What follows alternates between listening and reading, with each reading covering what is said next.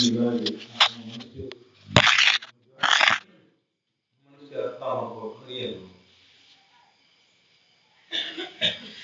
ಅಥವಾ ಜೀವನದ ಸಾರ್ಥಕತೆ ಏನು ಅಥವಾ ಜೀವನದ ಉದ್ದೇಶ ಏನು?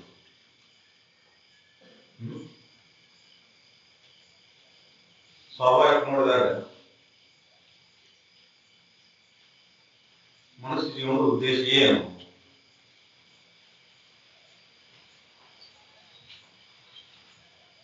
ಮನುಷ್ಯ ಜೀವನ ಅದು ಸಕಲ ಜೀವಿಗಳ ಉದ್ದೇಶ ಏನು? ಜಗತ್ತಿನ ಸಕಲ ಜೀವಿಗಳ ಮುಖ್ಯ ಉದ್ದೇಶ ಏನು?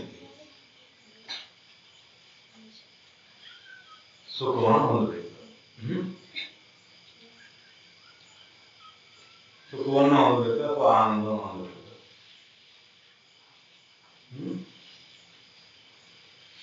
ಹಾಗಾದ್ರೆ ಎಲ್ಲಾ ಜೀವಿಗಳು ಪ್ರಯತ್ನ ಮಾಡೋದು ಅದಕ್ಕೆ. ಜಗತ್ತಿನ ಎಲ್ಲ ಜೀವಗಳು ಪ್ರಯತ್ನ ಮಾಡೋದು ಸುಖವನ್ನು ಹೊಂದಕ್ಕೆ, ಆನಂದ ಹೊಂದಕ್ಕೆ. ಅದರ ಮನುಷ್ಯನ ಆದವನಿಗೆ ಮಾತ್ರ ಅದನ್ನು ಶಾಶ್ವತವಾಗಿ ಹೊಂದಕ್ಕೆ ಸಾಧ್ಯ.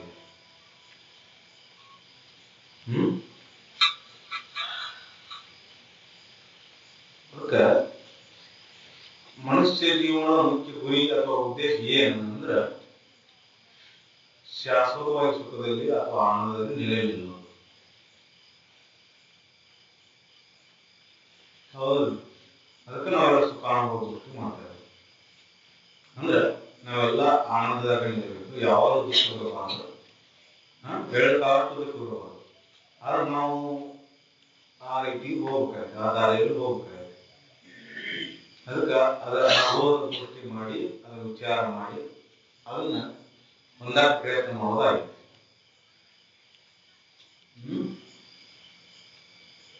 ಹಾಗಾದ್ರೆ ಮನುಷ್ಯ ಜೀವನಕ್ಕೆ ಬಂದ ಮೇಲೆ ಅದನ್ನ ಹೊಂದೋದ ಹಂಗ ಜೀವನ ಕಳ್ಕೊಂಡಿದ್ದಾರೆ, ನಮ್ಮ ಗುರಿ ಮುಟ್ಟಿದಂಗ ಆಗ್ತೇನೆ ಅಥವಾ ನಮ್ಮ ಉದ್ದೇಶ ಈಡೇರಿದಂಗ ಆಗ್ತೇನೆ ಅಥವಾ ಮನುಷ್ಯ ಜೀವನದ ಸಾರ್ಥಕತೆ ಆಗ್ತೇನೆ. ಅಂದ್ರೆ ಅದನ್ನ ಮುಟ್ಲಿಲ್ಲ ಅಂದ್ರೆ, ಆ ಉದ್ದೇಶ ಮುಟ್ಲಿಲ್ಲ ಅಂದ್ರೆ ನಾವು ಪ್ರಾಣಿಗಳಿಗೆ ಸಮಾನ ಆಗಿದೆ. ಹೌದು, ಅಥವಾ ಪ್ರಾಣಿಗಳಿಗೆ ಅಷ್ಟೇ ಸಮಾನ ಆಗಿಲ್ಲ, ಪ್ರಾಣಿಗಳಿಗಿಂತ ಕೀಳಾಗಿದೆ. ಯಾಕಂದ್ರೆ ನಮಗೊಂದು ಉದ್ದೇಶ ಐತಿ. ಮನುಷ್ಯನ ಹುಟ್ಟಿದ ಉದ್ದೇಶ ಶಾಶ್ವತ ಸುಖ ಹೊಂದಬೇಕು ಅಥವಾ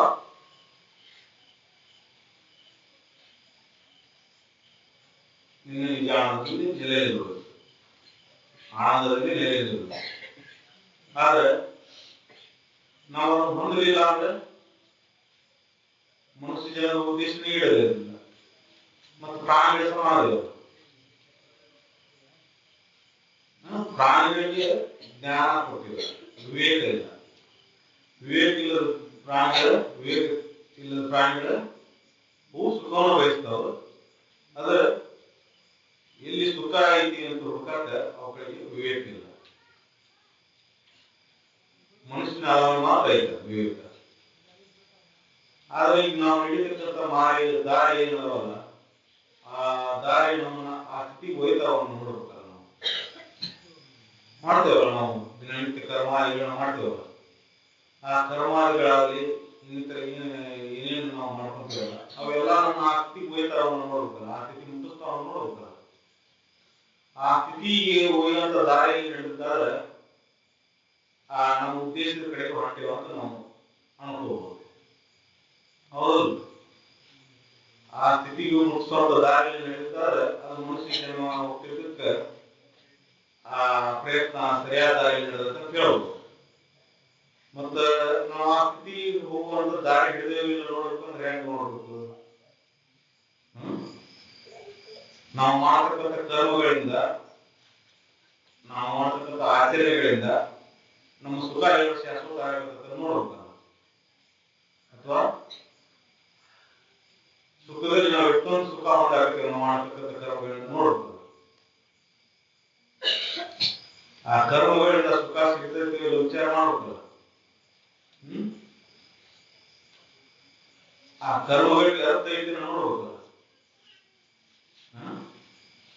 ಯಾಕಂದ್ರೆ ಮನುಷ್ಯನಿಗೆ ಮಾತ್ರ ಶಕ್ತಿ ಐತಿ ನಾವು ಮಾಡತಕ್ಕಂಥ ಕರ್ಮಗಳಲ್ಲಿ ನಾವು ಮಾಡ್ತಕ್ಕಂಥ ಕರ್ಮದಿಂದ ಶಾಶ್ವತ ಸುಖ ಸಿಗ್ತದೆ ಎನ್ನುವ ವಿಚಾರ ಮಾಡೋ ಶಕ್ತಿ ಮನುಷ್ಯನಿಗೆ ಮಾತ್ರ ಐತಿ.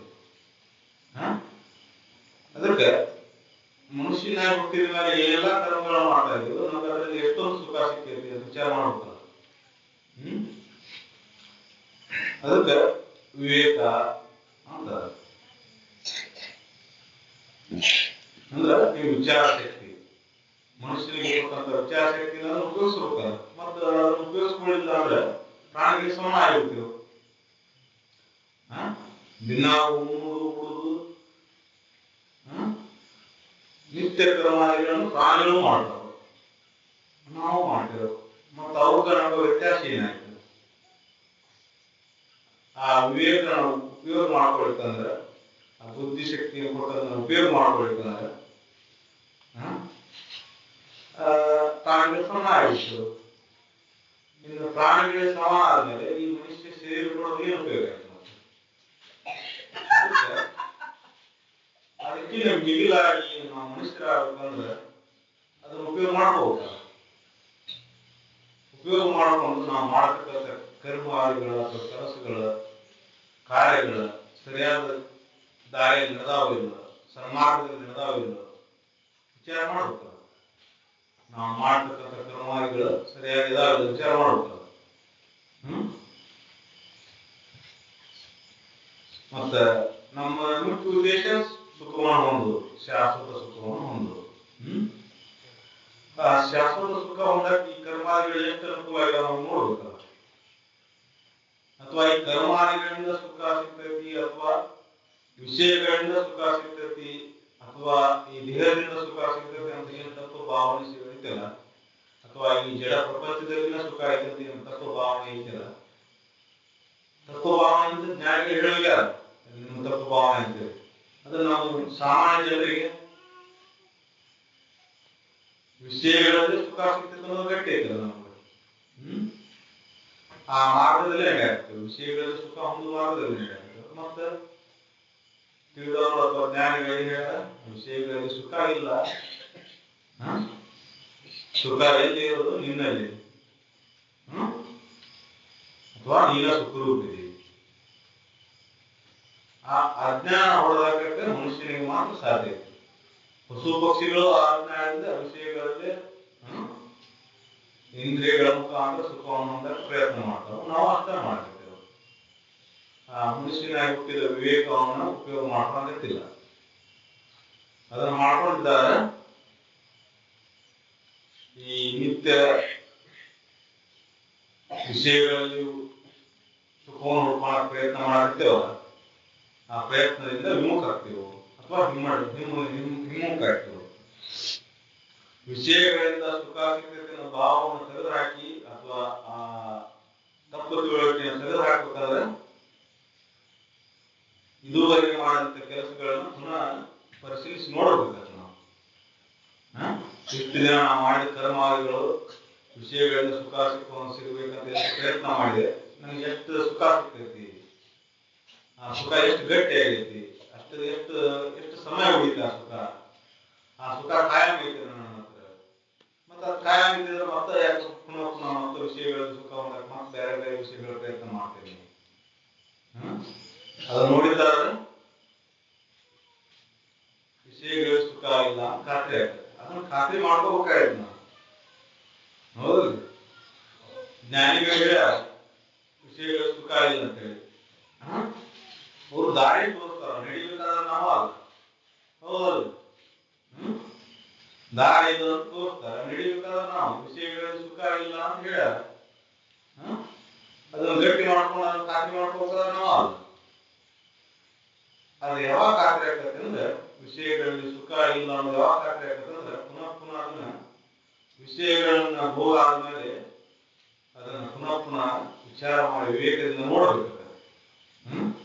ವಿಷಯಗಳಲ್ಲಿ ಸುಖ ಇಲ್ಲ ಅಂದ್ರೆ ದೋಷ ದರ್ಶನ ಮಾಡ್ಕೋಬೇಕು.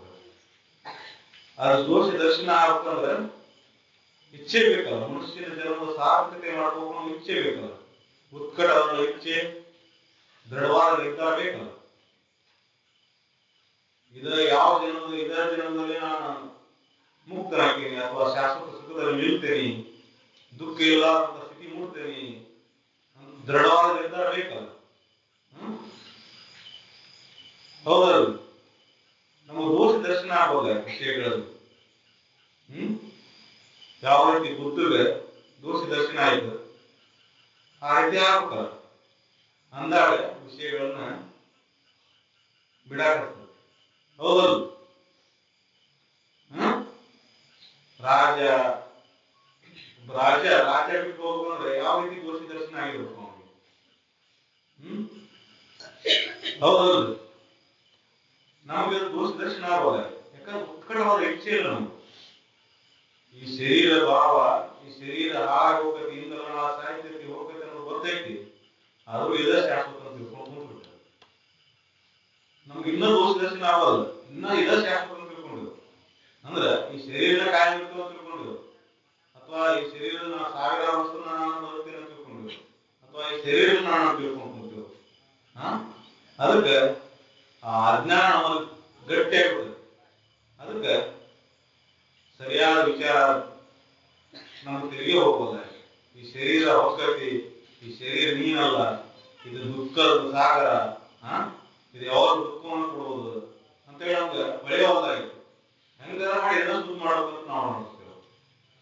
ಅದಕ್ಕೆ ಅದ್ರಲ್ಲಿ ದೋಷ ದರ್ಶನ ಆಗಿದ್ದಾದ್ರೆ ಬುದ್ಧನ ಜೊತೆಗೆ ನಾವು ರಾಜ ಬಿಟ್ಟು ಹೋದ. ನಾವು ವಿಷಯಗಳ ಸುಖ ಇಲ್ಲ ಅಂತೇಳಿ ಆ ವಿಷಯಗಳನ್ನ ಬಿಡಬೇಕು. ದೋಷ ದರ್ಶನ ಆಗೋದು. ದೋಷ ದರ್ಶನ ಯಾವಾಗ ಆಗ್ತತಿ?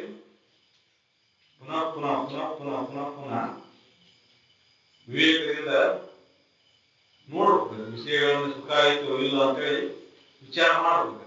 ಅವಾಗ ಅದು ಖಾತ್ರಿ ಹಾಕೊಂಡ ದೋಷ ದರ್ಶನ ಆಗ್ತತಿ. ದೋಷ ದರ್ಶನ ಆದಾಗ ಮನಸ್ಸು ವಿಷಯಗಳಿಂದ ಹಿಂತಿರುಗುತ್ತೆ.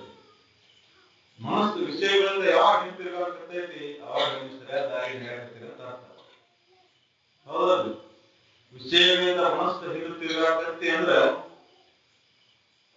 ಒಂದು ಅರ್ಧ ಕೆಲಸ ಮುಗಿದಾಗುತ್ತೆ. ಎಲ್ಲಿವರೆಗೆ ವಿಷಯಗಳ ಕಾರಣಕ್ಕೆ ಮನಸ್ಸು ಸಂಚಿರವಾಗಿ ಓಡಾಡ್ತಿರ್ತೈತಿ ಅಲ್ಲಿ ಸುಖ ತೋರುವುದಿಲ್ಲ, ದುಃಖನ ಅನಿಸ್ತದೆ. ಮತ್ತ ದುಃಖನ ಯಾಕಂದ್ರೆ ವಿಷಯಗಳಿಂದ ಸುತ್ತಿ ಸುತ್ತಿ ಮನಸ್ಸು ಮತ್ತ ಭ್ರಮಣ ಇರ್ತಕ್ಕಂಥಿ, ದುಃಖಕ್ಕೊಳಗಾಗ್ತದೆ. ಹೌದಲ್ಲ, ಆ ಚಕ್ರ, ಅದಕ್ಕೆ ವಿಷಚಕ್ರ, ಮಾಯಾಚಕ್ರ ಅಂತ, ವಿಷಚಕ್ರ ಅಂತ, ಆ ಚಕ್ರ ತಪ್ಪಿಸ್ಕೋಬೇಕಾಯ್ತು. ಮನಸ್ಸನ್ನ ವಿಷಯಗಳ ಗಣಕ್ಕೆ ಓಡತಕ್ಕಂಥ ಚಕ್ರವನ್ನು ತಪ್ಪಿಸ್ಕೋಬೇಕಾಯ್ತು ನಾವು. ಆ ವಿಷಯಗಳ ಗಣಕ್ಕೆ ಓಡುವಂತ ವಿಷಚಕ್ರವನ್ನು ತಪ್ಪಿಸ್ಕೊಂಡಿದ್ದಾರೆ ಮನುಷ್ಯ ಜನ್ಮ ಸಾರ್ಥಕ ಆಗ್ತದೆ. ಅವಾಗ ಶಾಶ್ವತ ಸುಖದಲ್ಲಿ ನೆಲೆಯಾಗ್ತದೆ ಅಥವಾ ಶಾಶ್ವತ ಸುಖದಲ್ಲೇ ಇರ್ತೀವಿ. ಯಾಕಂದ್ರೆ ನಿನ್ನ ಸ್ವರೂಪ ಅದ ಐತಿ. ನೀ ಇಲ್ಲಿ ಡೈರೆಕ್ಟ್ ಸುಖ ಹುಟ್ಟುವುದು ಬೇಕಾಗಿಲ್ಲ. ಅದಕ್ಕೆ ಮೊದಲ ಮನಸ್ಸನ್ನ ವಿಷಯಗಳಿಂದ ಹಿಂದೆ ಸರಿಸಕ್ಕೆ ಪ್ರಯತ್ನ ಮಾಡ್ಬೇಕಾಗೈತಿ. ಆ ಮನಸ್ಸಿಗೆ ದೋಷ ದರ್ಶನ ಮಾಡ್ಕೋಬೇಕಾಗೈತಿ. ಆ ಕೆಲಸ ಆಗ್ಬೇಕಾಗೈತಿ.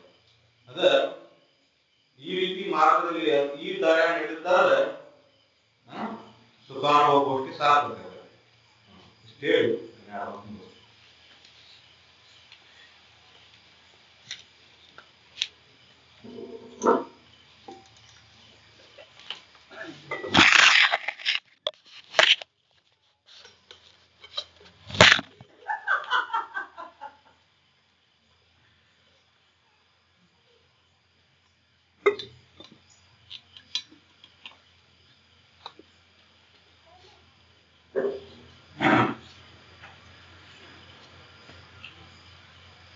ಆನಂದ ಸ್ವರೂಪ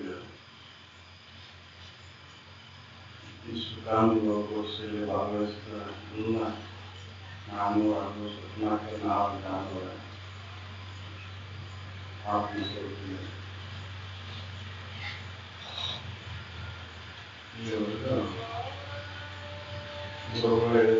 ಪ್ರೀತಿ ಬೇಕು. ಎಲ್ಲ ಪ್ರೀತಿ ಪ್ರೀತಿ ಇದ್ದಾಗ ಪ್ರೀತಿ ಹೆಂಗೆ ಬರ್ತದೆ? ಒಂದು ಸಾವಿರ ಪ್ರೀತಿ ಒಂದು ನಾನು ಒಂದು ಇನ್ನೊಂದು ವಸ್ತುವಿನ ಆಗಿರ್ಬೇಕು, ಒಂದು ನಾನು ಆಗಿರ್ಬೇಕು. ಇದು ಯಾವಾಗ ಬರ್ತದೆ ಅಂತ ಕರ್ಮ ಸ್ವಚ್ಛ. ಅಂತಃಕರಣ ಸ್ವಚ್ಛಿದ್ದಾಗ ಪ್ರೀತಿ ಬರ್ತದೆ, ಹೊರತಾಗಿ ಅಂತಃಕರಣ ಮಲಿನಿಂದ ಪ್ರೀತಿ ಬರೋದಿಲ್ಲ. ಯಾವ ವಸ್ತುವಿನ ಮೇಲೆ ಪ್ರೀತಿ ಬರೋದಿಲ್ಲ, ನನ್ನ ಮೇಲೆ ಪ್ರೀತಿ ಬರೋದಿಲ್ಲ. ಯಾಕಂದ್ರೆ ಅಂತಃಕರಣ ಸ್ವಚ್ಛಿಲ್ಲ ಅಂದ್ರೆ, ಅಂತಃಕರಣದಾಗ ದೋಷ ಇತ್ತಂದ್ರೆ, ಮಲಿನ ಇತ್ತಂದ್ರೆ ರಾಗ ದ್ವೇಷಗಳೇ ಇರ್ತಾವ. ತೋರಿಕೆ ಮಾತ್ರ ಪ್ರೀತಿ ತೋರಿಸ್ತೇವೆ, ಆ ಇರುವಿಕೆಯಲ್ಲಿ ಪ್ರೀತಿ ಇರುವುದಿಲ್ಲ. ಆ ಇರುವಿಕೆಯಲ್ಲಿ ಪ್ರೀತಿ ಇರಬೇಕಾಯ್ತು. ಅದು ಯಾವಾಗ ಬರ್ತೈತಿ? ಅಂತಃಕರಣ ಸ್ವಚ್ಛಿದ್ದ. ಅಂತಃಕರಣ ಮಲಿನ ಅಂದ್ರೆ ನಾವೆಲ್ಲ ದುಃಖಕ್ಕೆ ಈಡಾಗ್ತೇವೆ. ಆ ಅಂತಃಕರಣ ದೋಷಗಳನ್ನು ಹೆಂಗ ತೆಗಿಬೇಕಂದ್ರೆ ವಿವೇಕ ವೈರಾಗ್ಯ. ಸಾಧಾರಣ ಚತುಷ್ಟಯದಿಂದ ಮಾತ್ರ ಅಂತಃಕರಣ ದೋಷ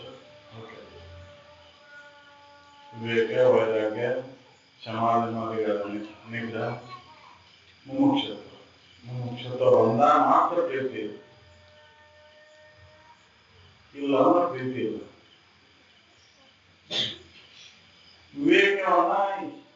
ವಿವೇಕ ಯಾವಾಗ ಬರ್ತೈತಿ ಅಂದ್ರ ಹಿತಾಹಿತ ನಿತ್ಯಾನಿತ್ಯ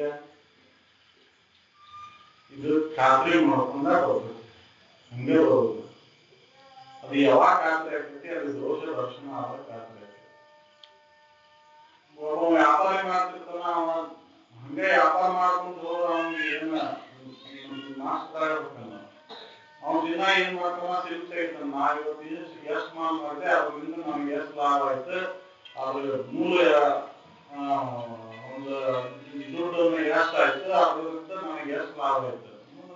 ಅವ್ನು ಸಿಲ್ಕ್ ತೆಗೆದಾಗ ಅಲ್ಲಿ ವ್ಯಾಪಾರ ಸರಿ ನಮ್ಗೆ ಲಾಭ ಆಗಿತ್ತಂದ್ರ ಆ ವ್ಯಾಪಾರ ನಡೆಸ್ತಾನ. ಇಲ್ಲ ಅಂದ್ರೆ ವ್ಯಾಪಾರ ಮಾಡೋದು ನಾವು ಅದನ್ನ ಅಷ್ಟಕ್ಕೆ ಬಿಟ್ಟು ಮತ್ತೆ ಬೇರೆ ವ್ಯಾಪಾರ. ಹಂಗೆ ನಮ್ಗೆ ಇಲ್ಲಿ ದೋಷ ದರ್ಶನ ಆಗ್ಬೇಕಂದ್ರೆ ನಾವು ತಿರುಗಿ ಸಿಲ್ಕ್ ತೆಗಿಬೇಕಲ್ಲ. ವಿಷಯಾದಿಗಳಲ್ಲಿ ಸುಖ ಐತೆ ಅನ್ನೋದು ನಮ್ ತಪ್ಪು ತಿಳುವಳಿಕೆ ಐತಿ. ಆ ವಿಷಯಾದಿಗಳಲ್ಲಿ ಸುಖ ಇಲ್ಲ ಅನ್ನೋದನ್ನ ಖಾತ್ರಿ ಮಾಡ್ಬೇಕಂದ್ರೆ ಅದು ಹಿಮ್ಮುಖವಾಗಿ ಅದು ಇದನ್ನ ತೆಗಿಬೇಕಲ್ಲ. ನಾವು ಸಿಲ್ಕ್ ತೆಗಿಬೇಕಲ್ಲ. ಸಿಲ್ಕ್ ತೆಗೆದಾಗ ನಾವು ಎಷ್ಟು ವೇಳೆ ನಾವು ಸುಖದಾಗಿದ್ದೀವಿ, ಆ ವಿಷಯಗಳಲ್ಲಿ ಎಷ್ಟು ವೇಳೆ ಸುಖದಾಗಿದ್ದೀವಿ ಅನ್ನೋದನ್ನ ಖಾತ್ರಿ ಆದಾಗ ಅದು ದೋಷ ದರ್ಶನ ಆಗ್ತದೆ. ಅದಕ್ಕೆ ವಿವೇಕ ಅಂತಾರೆ. ಆ ವಿವೇಕವನ್ನ ಜಾಗೃತಿಗೊಳಿಸುವಂತ ಬಂದಾಗ ವೈರಾಗ್ಯ ಬರ್ತದೆ. ಆ ವಸ್ತುವಲ್ಲಿ ದೋಷ ದರ್ಶನ ಕಂಡಾಗ ವೈರಾಗ್ಯ ಬರ್ತದೆ. ಅವನ ದಾಪ ನನಗೆ ಹಿತ ಇಲ್ಲ, ಅದು ನನ್ನ ಶರೀರಕ್ಕೆ ಹಿತ ಇಲ್ಲ, ಅವನ್ ಬಿಡಬೇಕು ಅನ್ನೋದು ಬರ್ತದೆ. ನಾವು ಈ ದೋಷ ದರ್ಶನ ಕಾಮಲ್ಲಿ ಹಂಗೆ ಜಗಳನ ಮಾಡ್ಕೊಂತ ಹೊಂಟೆವು. ಗೌಡ್ರು ಎಲ್ಲ ಲೆಕ್ಕ ಭಾಳ ಕಮ್ಮಿ ತೆಗಿತಾರೆ. ಅವ್ರು ಇನ್ನೂ ಟೈಮ್ ಇಲ್ಲ ಅವ್ರಿಗೆ. ಎಲ್ಲ ಬರೇ ಈಗ ಗಂಡ್ಮಕ್ಳು ಅಷ್ಟೇ ಹೇಳಿದ್ರು, ಹೆಣ್ಮಕ್ಳು ಹೇಳ್ತಾರೆ ಅವ್ರನ್ನ.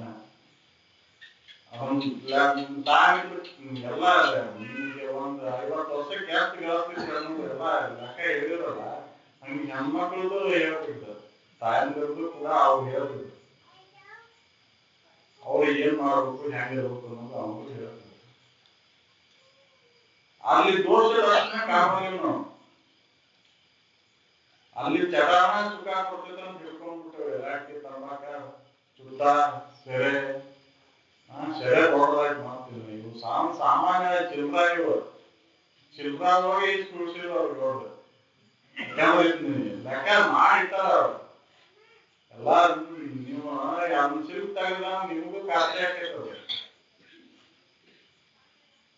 ನೋಡ್ರಿ 50 ವರ್ಷಕ್ಕೆ 54 ಲಕ್ಷ ರೂಪಾಯಿ ಉಳಿತೈತಂದ್ರ ಏನ್ ಕೊಟ್ಟು ಸೀಟ್ ಬರ್ಬೇಕು? ನೀವು ಎಷ್ಟು ದೂರ ಬರ್ಬೇಕು ಆ ಚಟ ಮಾಡ್ಕೊಂತ ಇದ್ದಾಗ. ಅಲ್ಲಿ ದೋಷ ದರ್ಶನ ಕಂಡು ಬಿಡ್ರಿ. ನಮ್ಮ ಶರೀರಕ್ಕೆ ಹಿತ ಇಲ್ಲ ಅನ್ನೋದು ಖಾತ್ರಿ ಮಾಡ್ಕೊಂಡ್ಮೇಲೆ ಬಿಡ್ರಿ. ತಿಳುವಳಿಕೆ ಬಂದ ಮೇಲೂ ಅದನ್ನ ಮಾಡ್ತೀನಿ ಅಂದ್ರೆ ಅದ ಮಾತ್ರ ಮನುಷ್ಯತ್ವ ಅಲ್ಲ. ಅದು ಇನ್ನ ಈಗ ಸದ್ಯ ಬಿಟ್ರೆ ಇನ್ನ ಅನುಕೂಲ. ಮುಂದೆ ಯಾವ ಬ್ಯಾಂಕ್ ಬಂದಾಗ ನೀವು ಬಿಡ್ತೇನಂದ್ರೆ ಆಗ ಬಿಡುವುದು ನಿಮ್ಗೆ. ಅದೇ ಯಾಕಂದ್ರೆ ಅದಕ್ಕೆ ವಶ ಆಗಿಬಿಟ್ಟಿರ್ತೀರಿ ನೀವು. ಬ್ಯಾಂಕ್ ಬಂದಾಗ ನನಗೆ ಕಾಲ್ ಕಡಿ ಅಂತ ಅಂದ್ರು ಅದ ನಿಮ್ಮನ್ನು ಬಿಡುವುದಿಲ್ಲ. ಕಟ್ಟಿಸ್ಕೊಂಡ್ರು ಮಾತ್ರ ಅದನ್ನ ಮಾಡ್ತೇನೆ. ಅದಕ್ಕೆ ದೋಷ ದರ್ಶನ ತಿಳ್ಕೊಂಡು ವಿವೇಕದಿಂದ ಜಾಗೃತಿಗೊಳಿಸ್ಕೊಂಡು ವಿವೇಕವನ್ನು ಜಾಗೃತಿಗೊಳಿಸ್ಕೊಂಡು ಅಲ್ಲಿ ನನಗೆ ಹಿತ ಇಲ್ಲ, ಅಹಿತ ಇತ್ತಪ್ಪ, ನನ್ನ ಶರೀರಕ್ಕೆ ಅಹಿತ ಇದ್ದ ಆಗುಲ್ಲ ಅನ್ನೋ ತಿಳುವಳಿಕೆ ಬಂತಂದ್ರ ಆಮೇಲೆ ನಿತ್ಯ ಅನಿತ್ಯದ ಬಗ್ಗೆ ವಿಚಾರ ಹೊಳಿತೈತಿ. ಯಾವ ನಿತ್ಯ ಐತಿ, ಯಾವ ಅನಿತ್ಯ ಐತಿ ಅನ್ನೋ ವಿಚಾರ ಹೊಳಿತೈತಿ. ನಿತ್ಯ ಯಾವ ಐತಿ? ನಾ ಮೂರು ಅವಸ್ಥೆಯನ್ನ ಅರಿಯುವಂತ ನಾ ನಿತ್ಯ ಅದೀನಿ. ಈ ಶರೀರ ಅನಿತ್ಯ ಐತಿ ಅಂತ ತಿಳುವಳಿಕೆ ಬರ್ತೈತಿ. ಈ ಶರೀರದ ಆಗು ಹೋಗುಗಳನ್ನ ನಾ ಅರಿತೇನಿ ಅಂದ್ರೆ ನಾ ನಿತ್ಯ ಅದೀನಿ. ಇದನ್ನ ಎಚ್ಚರ ಅವಸ್ಥೆಗಳನ್ನ ಅರಿತೇನಿ. ನಿದ್ರೆ ಕನಸಿನಲ್ಲಿ ಇದನ್ನ ಅರಿದಿಲ್ಲ, ಈ ಶರೀರ ಇಲ್ಲ ಅಂತ ತಿಳುವಳಿಕೆ ಬರ್ತೈತಿ. ಅದಕ್ಕೆ ನಾ ಅರಿವ ನಾ ಅದೇನಿ, ಅದು ನಿತ್ಯ ಐತಿ ಅನ್ನೋ ಒಂದು ತಿಳುವಳಿಕೆ ಬರ್ತೈತಿ. ಆ ತಿಳುವಳಿಕೆ ಬಂತಂದ್ರೆ ಶರೀರ ಭಾವ ಕಡಿಮೆ ಐತಿ.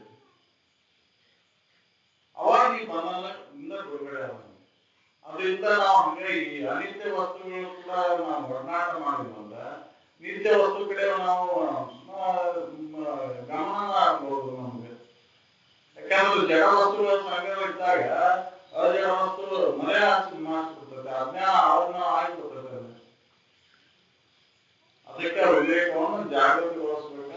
ಹಿತ ಅನಿತ್ಯ ಅನಿತ್ಯ ಒಂದು ವಿಚಾರವನ್ನು ಪುನಃ ಪುನಃ ಮೆಲಕ್ ಹಾಕಿದಾಗ ವೈರಾಗ್ಯ ಬರ್ತದೆ, ಒಂದು ಬಿಡಾಕ್ ಬರ್ತದೆ. ಆ ವೈರಾಗ್ಯ ನಿನ್ನ ಅಂತಃಕರಣ ನಿಗ್ರಹ, ಸಹಾಯಕ ಇಂದ್ರಿಯಗಳ ನಿಗ್ರಹ ಕಡಿಮೆ ಮಾಡಕ್ ಬರ್ತೈತಿ. ಆಮೇಲೆ ಈ ಶರೀರಕ್ಕೆ ಹಿಂದಿನ ಭಾರತದ ಮುಖಾಂತರ ಈ ಶರೀರಕ್ಕೆ ಬಂದ ನೋವು ನಲಿವುಗಳ ತ್ಯಾಗ ಮಾಡಕ್ ಬರ್ತೈತಿ. ಅಲ್ಲಿ ಸಮಾಧಾನದಿಂದ ಅವನು ಎದುರಿಸಕ್ ಬರ್ತೈತಿ. ಅವಾಗ ಸಮಾಧಾನ ಬರ್ತೈತಿ. ಅಲ್ಲಿ ಆ ಸಮಾಧಾನ ನಿನ್ನ ಸ್ಪರ್ಧೆಗೆ ಕಾರಣ ಆಕೈತಿ. ಆ ಸ್ಪರ್ಧೆ ನಿನ್ ಮ್ಯಾಲ ಭಕ್ತಿ ಅಂದ್ರೆ ಪ್ರೀತಿಗೆ ಕಾರಣ ಆಕೈತಿ. ಹೇಳಿದ್ರು ಮಲ್ಲಮ್ಮನಿಗೆ, ಎಲ್ಲವನ್ನು ಆಯ್ದು ನೋಡಲು ಎಲ್ಲಿ ನಿಲ್ಲಿಸೋದನ್ಯ ತನ್ನಲ್ಲಿ ಅಂತೇಳಿ ನೋಡಿ ಎಲ್ಲವನ್ನು ತಿಳಿದು ನೋಡಿಲ್ಲ. ಯಾರ ಮೇಲೂ ಪ್ರೀತಿ ಇಲ್ಲ, ತನ್ನ ಮೇಲೆ ಪ್ರೀತಿ ಐತಿ. ಯಾವ ಬಂಧು ಬಾಂಧವ ಮೇಲೂ ಪ್ರೀತಿ ಇಲ್ಲ, ಈ ಶರೀರ ಮೇಲೂ ಪ್ರೀತಿ ಇಲ್ಲ, ತನ್ನ ಮೇಲೆ ಪ್ರೀತಿ ಐತಿ. ಅದಕ್ಕೆ ನಮ್ದು ಜ್ಞಾನವನ್ನೇ ಕರ್ಮವನ್ನು ಜಾಗದಲ್ಲಿ ಸಿಲುಕಿ ಹಂಬಲಿಸಬಹುದು ಅಂತೆ. ಅದಕ್ಕೆ ನಮ್ದು ಜ್ಞಾನ ನಂಬಿದೆ ಅಂದ್ರೆ ಅವಾಗ ನಿನ್ನ ಪ್ರೀತಿಯಲ್ಲಿ ಖಾತ್ರಿ ಆಗ್ತದೆ. ಯಾಕಂದ್ರೆ ಈ ಶರೀರ ಮೇಲೆ ಅಷ್ಟು ಪ್ರೀತಿ ಇಲ್ರಿ. ಈ ಶರೀರಕ್ಕೆ ಏನಾರ ಬಂದಾಗ ಅವನು ಈ ಕಾಲಿಗೆ ಏನಾರ ಬಂತ ಮೊದಲೇ ಕೆಟ್ಟಿರಪ್ಪ ಆರಾಮ ಇರ್ತಾನಂತೆ, ಕೈಗೆ ಏನಾರ ಬಂತ ಮೊದಲೇ ಕೆಡವಾಗಿರಂತೆ, ಕಣ್ಣಾಗ ಒಂದು ಏನಾರ ಬಿತ್ತ ಚುಚ್ತಿರುತ್ತೆ ಮೊದಲೇ ಕಣ್ಣಿಕ್ಕಿಂತ ಆರಾಮ ಇರ್ತೇನೆ ನಾವು ಅಂತ. ಅಂದ್ರೆ ಕಣ್ಣು ನಾನಲ್ಲ, ಕೈಯನ್ನು ನಾನಲ್ಲ, ಯಾವ ಇಂದ್ರಿಯನ್ನು ನಾನಲ್ಲ, ನಾನು ಅರು ಸ್ವರೂಪನ ಇದ್ದೇನೆ ಅನ್ನೋದು ಒಂದು ಖಾತ್ರಿ ಆಗ್ತೈತೆ. ಅಲ್ಲಿ ಆ ಅರು ಸ್ವರೂಪ ಇದ್ದೇನೆ ಅದನ್ನ ಗಟ್ಟಿಗೊಳಿಸುವಂಥದ್ದು ಅಂದ್ರೆ ಆ ತೂರ್ಯಾತೀತ ಸ್ಥಿತಿಯ ನೆಲೆ ನಿಲ್ಲಾಕ್ತದೆ. ಆ ತೂರ್ಯಾತೀತ ಸ್ಥಿತಿ ಜೀವನ ಮುಕ್ತಿಗೆ ಕಾರಣ. ಉನ್ಮತ್ತ ಸ್ಥಿತಿ ಪಡೀಲಿಲ್ಲ ಅಂದ್ರೆ ಮಾನವ ಜನ್ಮ ಬಂದದ್ದು ವ್ಯರ್ಥ. ನಾವು ವಿಪಾದ ದಶಗಳು ಆಗಿಬಿಡ್ತೇವೆ. ಏನ್ ಮಾಡುತ್ತೋ ಅಂದ್ರೆ ಅವು ವಿಷಾದಿಗಳಲ್ಲೇ ಸುಖ ಹೋಗ್ತಕ್ಕಂಥವು, ನಾವು ವಿಷಾದಿಗಳಲ್ಲೇ ಸುಖ ಆಯ್ತಂತ ತಿರುಗ್ತೇವೆ. ತಿಳುವಳಿಕೆ ಇದ್ದು ಕೂಡ ಪರಿಶೀಲನೆ ಮಾಡೋದಿಲ್ಲ ಅಂದ್ರೆ ನಾವು ಮನುಷ್ಯ ಇದ್ದು ಮೃಗ ಇದ್ದಂಗೆ. ಮತ್ತೆ ಈ ಮನುಷ್ಯ ಜನ್ಮ ಬರ್ತಕ್ಕಂಥ ಅನ್ನೋದು ಗ್ಯಾರಂಟಿ ಇಲ್ಲ. ಇದನ್ನ ಬರೇ ಈ ಶರೀರ ಮೇಲೆ ಪ್ರೀತಿ ಇಟ್ಕೊಂಡಲ್ಲೇ ಇಷ್ಟ ಅನರ್ಥಕ್ಕೆ ಕಾರಣ ಆಗೈತಿ. ನಿನ್ನ ಮೇಲೆ ಪ್ರೀತಿ ಇಟ್ಕೊಂಡ್ರೆ ನೀನು ಮುಕ್ತದೆ. ಆ ಮುಕ್ತ ಭಾವನೆಯನ್ನ ನೀ ಅವಾಗ ಬೆಳೆಸ್ಕೊಂಡ ನೀವು ಮುಮುಕ್ಷತ್ವ ಬರ್ತದೆ. ಹಂಗ ಮುಮುಕ್ಷತ್ವ ಬರ್ಬೋದು. ವಿವೇಕ ವೈರಾಗ್ಯ ಸಮಾಧಾನಗಳ ನಿಗ್ರಹ ಮಾಡಿದ್ರೆ ಮುಮುಕ್ಷತ್ವ ಬರ್ತದೆ. ಆ ಮುಮುಕ್ಷತ್ವವನ್ನು ಪಡ್ಕೊಂಡು ಮಾನವ ಜನ್ಮ ಕರ್ತವ್ಯ. ಯಾಕಂದ್ರೆ ಎಲ್ಲರಲ್ಲಿಯೂ ಪ್ರೀತಿ ಭಾವನೆಯನ್ನ ಕಾಣ್ಬೇಕು. ಎಲ್ಲ ನಾ ಅರಿವು ಸ್ವರೂಪನ ಅರಿವು, ಆ ಅರಿವ ನಾನದೇನಿ, ಎಲ್ಲರಲ್ಲಿಯೂ ಅರಿವೈತಿ, ಆ ಅರಿವ ನಾನದೇನಿ ಅನ್ನೋ ಒಂದು ವಿವೇಕ ಬರ್ತದೆ. ಅವಾಗ ಇನ್ನೊಂದು ಜೀವಿಗೆ ತೊಂದರೆ ಆಗಲ್ಲ, ನಡ್ಕೊಂಡು ಆಗ್ತದೆ. ವಿವೇಕ ಇಲ್ಲ ನಾವು ಏನ ಮಾಡ್ತೇನೆ ಅನ್ನೋದು ವ್ಯರ್ಥ. ಕೊಡ ಹಾಕಿ ಮ್ಯಾಲ ನೀರು ಸುರಿದ ಸಾಂಗ್ಯ ನೀರು ಇಡ್ದಂಗೆ ಅದಕ್ಕೆ ವಿವೇಕವನ್ನು ಜಾಗೃತಗೊಳಿಸಬಹುದು. ಹಿತ ತಿಳುವಳಿಕೆ ಮಾಡ್ಕೋಬೇಕು. ಇಂಥ ತಿಳುವಳಿಕೆ ಮಾಡ್ಕೊಂಡು ಅನಿತ್ಯ ಅನಿತ್ಯದ ಕಡೆ ಗಮನ ಹರಿಸಿದಾಗ ಮಾತ್ರ ಮಾನವ ಜನ್ಮ ಸಾರ್ಥಕ. ಇಲ್ಲಾಂದ್ರೆ ನಾವು ದ್ವಿಪಾದ ಪಶುಗಳಂತೆ ವಿಷಾದಗಳಲ್ಲಿ ತಿರುಗಿ ಮತ್ತೊಂದು ದಿನ ಶರೀರ ಹೋಗ್ತೈತಿ, ಮತ್ತೆ ಹುಟ್ಟು ಆ ವಾಸನೆ ಹಿಡ್ಕೊಂಡು ಶರೀರ ಯಾವ ತ್ಯಾಗ ಆದಾಗ ಯಾವ ವಾಸನೆ ಇರ್ತೈತೆ ಆ ವಾಸನೆ ಪ್ರಕಾರ ಮತ್ತು ಜೀವನ ಯಾತ್ರೆ ಮಾತ್ರ ಚಾಲು. 84 ಲಕ್ಷ ಜೀವರಾಶಿಗಳಲ್ಲಿ ಹುಟ್ಟಿರ್ತದೆ. ಅದಕ್ಕೆ ಮೊದಲೇ ಮೂಲ ಇದ್ದಂತ ಸ್ಥಿತಿ ಯಾವ ರೀತಿ ಸುಖದ ಈ ಸ್ಥಿತಿ ಇದ್ದನ ಬಂದೆವು, ಮತ್ತ ಸುಖನ ಬಯಸ್ತೇವು. ಆ ಸುಖದ ಒಳಗೆ ಸಮರಸ ಆಗ್ಬೇಕು ಹೊರತಾಗಿ ಅದು ಬಿಟ್ಟು ವಿಷಯದಲ್ಲಿ ಸಮರಸ ಆದ್ರೆ ಅದು ಮನುಷ್ಯನ ಕರ್ತವ್ಯ. ಮನುಷ್ಯರ ಆಳದ ಸುಖದಲ್ಲಿ ಸಮರಸ ಆಗುದು, ನಾನಾರನ್ನು ತಿಳ್ಕೊಂಡು ಆ ಸ್ಥಿತಿಯಲ್ಲಿ ನೆಲೆ ಆಗುವುದು ಮನುಷ್ಯ ಜನ್ಮದ ಸಾರ್ಥಕತೆ ಅಲ್ಲೇ ಅರಿಗಿದೆ. ಅದು ಯಾವಾಗ ಬರ್ತೈತಿ? ಅಂತಃಕರಣ ಶುದ್ಧ ಇದ್ದಾಗ. ಅಂತಃಕರಣ ಶುದ್ಧ ಆಗ್ಬೇಕಂದ್ರೆ ವಿವೇಕ ವೈರಾಗ್ಯನ ಬೇಕು. ವಿವೇಕ ವೈರಾಗ್ಯನ ಸಾಮಗ್ರಿಗಳಾಗಬೇಕು ಆ ಅಂತಃಕರಣ ಸಾಧಿಸ್ಕೊಳ್ಳಕ್ಕೆ. ಅಂತಃಕರಣ ಮನೆ ಇಟ್ಕೊಂಡು ನಾವು ಏನ್ ಮಾಡಿದ್ರು ವ್ಯರ್ಥ. ಒಂದು ಬಾಂಡೆ ಅಡಿಗೆ ಮಾಡಿ ಪಾತ್ರೆ ಒಳಗೆ ಮಾತ್ರ ಬಾಳೆ ಪಾತ್ರೆ ಮಾಡೋದು, ನಾವು ಅಡಿಗೆ ಮಾಡೋದಿಲ್ಲ. ಆ ಮುಸ್ರೆಯನ್ನ ಸೋಪ್ ಹಚ್ಚಿ ಏನೋ ಹಚ್ಚಿ ಬೂದಿ ಹಚ್ಚಿ ಕ್ಲೀನ್ ಮಾಡಿ ಮಾತ್ರ ಒಳಗೆ ಮಾಡ್ತಾರೆ. ಹಂಗಿಲ್ಲ ಅಂತಃಕರಣ ಮನೆಯಕ್ಕೆ ಅದನ್ನ ತೊಳಿಬೇಕಾದ್ರೆ ವಿವೇಕ ವೈರಾಗ್ಯನ ಬೇಕು. ಆ ವಿವೇಕ ವೈರಾಗ್ಯದ ಮುಖಾಂತರ ಅದನ್ನ ದಿನಾ ತಿಕ್ಕಿ ತೊಳೆದಾಗ ಅಂತಃಕರಣ ಶುದ್ಧ. ಅದಕ್ಕೆ ಅಂತಃಕರಣ ಶುದ್ಧ ಮಾಡ್ಕೊಂಡು ಮನುಷ್ಯ ಜನ್ಮದ ಕರ್ತವ್ಯ. ಈಗ ಅದು ಅಂತಃಕರಣ ಶುದ್ಧ ಮಾಡ್ಕೊಂಡ್ಮೇಲೆ ಅದ್ರ ಉಳಿದ ತಾನು ಬರ್ತದೆ. ಅಂತಃಕರಣ ಶುದ್ಧ ಇಲ್ಲ ನಾವು ಏನ್ ಮಾಡ್ತೇವೆ ಒಂದು ಗಜ ನಿಂತರೂ ಅದು ನಾವು ಸೂರ್ಯ ಆ ಸ್ಥಿತಿ ಪಡ್ಕೊಳಕ್ಕಾಗೋದು. ನಮ್ಗೆ ಬಂಧನ ಆಗಿದ್ದು ಅವಿವೇಕದ ಮುಖಾಂತರ ಬಂಧನ ಆಗೈತಿ. ಇದ್ರ ಮುಖಾಂತರ ಬಂಧನ ವಿಮುಕ್ತಿ ಆಗೈತಿ. ಅದಕ್ಕೆ ವಿವೇಕವನ್ನು ಜಾಗೃತಗೊಳಿಸಬಹುದು. ವಿವೇಕವನ್ನು ಜಾಗೃತಗೊಳಿಸೋಣ ನಾವು ಬಂಧನ ರಹಿತನಾದೆವು. ಅವಿವೇಕದಿಂದ ಬಂಧನ ಆಗೈತಿ, ಅಜ್ಞಾನದಿಂದ ಬಂಧನ ಆಗೈತಿ. ಜ್ಞಾನದ ಮುಖಾಂತರ ಬಂಧನ ನಾಶ ಆಕೈತಿ. ಅದಕ್ಕೆ ಮನುಷ್ಯರಾಗಿ ನಾವು ಮನುಷ್ಯತ್ವ ಪಡ್ಕೊಳ್ಬೇಕಂದ್ರೆ ನಾವು ಈ ವಿವೇಕ ವೈರಾಗ್ಯವನ್ನು ನಾವು ಸಾಧನ ಕ್ರಮದ ನಡೆದ ಮಾತು ಅಂತರ್ಗಂಗ ಸ್ವಚ್ಛಕೈತಿ. ಮನಸ್ಸಿನಾಗ ಮಲಿನ ಇರೋದಿಲ್ಲ. ಇನ್ನೊಬ್ಬರ ಮೇಲೆ ದೋಷ ಭಾವನೆ ಬರೋದಿಲ್ಲ. ರಾಗ ದೋಷಗಳು ನಾಶಕ್ಕವು. ಆ ರಾಗ ದೋಷಗಳು ನಿನಗೆ ಮುಕ್ತಿಗೆ ಅಡೆತಡೆ ಆಗ್ಯವು. ಅವನು ಹೊಡೆದಾಗಿದ ನೀನು ಮುಕ್ತನಾದಿ. ಆ ಅಜ್ಞಾನ ಅವನ್ನ ಕಳೆದ ನೀನು ಮುಕ್ತನಾದಿ. ಅಂತ ಒಂದು ಸಾಧನೆಯಲ್ಲಿ ತೊಡಗಿ ಮನುಷ್ಯ ಜನ್ಮ ಬಂದು ಸಾರ್ಥಕ ತೋರಿಸೋಣ ಅಂತ ಹೇಳಿ ನನಗೆ